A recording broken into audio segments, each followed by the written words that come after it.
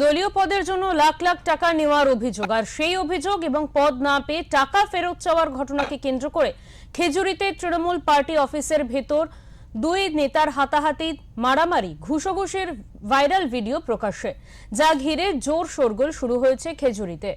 কলার ধরে মারধর এবং ঘুষোঘুষির ভাইরাল ভিডিও সামনে আসায় চরম অস্বস্তিতে পড়েছেন তৃণমূল নেতৃত্ব, যা নিয়ে দলের নেতারাও মুখে কুলু পেটেছেন। যদিও ভিডিওর সত্যতা যাচাই করে দেখেনি ওঙ্কার বাংলা।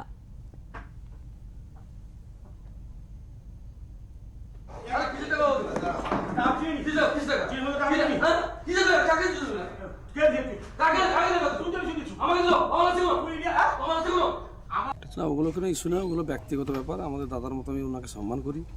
আমাদের দলীয় ওটা ইস্যু নয়, কোনো আমাদের ব্যক্তিগত ইস্যু। তা আমরা সমস্যাগুলো মিটিয়ে নিয়েছি। ওটা বিরোধী পার্টি কেউ হ্যান্ডেল করতে পারে, অসুবিধা নেই। এই যে হুমকির উঠছে, টাকার ভাগ চাওয়া হচ্ছে, এটা কি নিয়ে? এগুলো মিথ্যা, ওগুলো ইস্যু নয় কোনো। ওগুলো একটা রাস্তা কাজে নিয়ে সমস্যা হয়েছে। কোনো টাকা নেওয়ানোর কোনো প্রশ্নই নেই। নন্দন আমার ভাই, আমরা একই সঙ্গে থাকি, আর ছোট ভাই।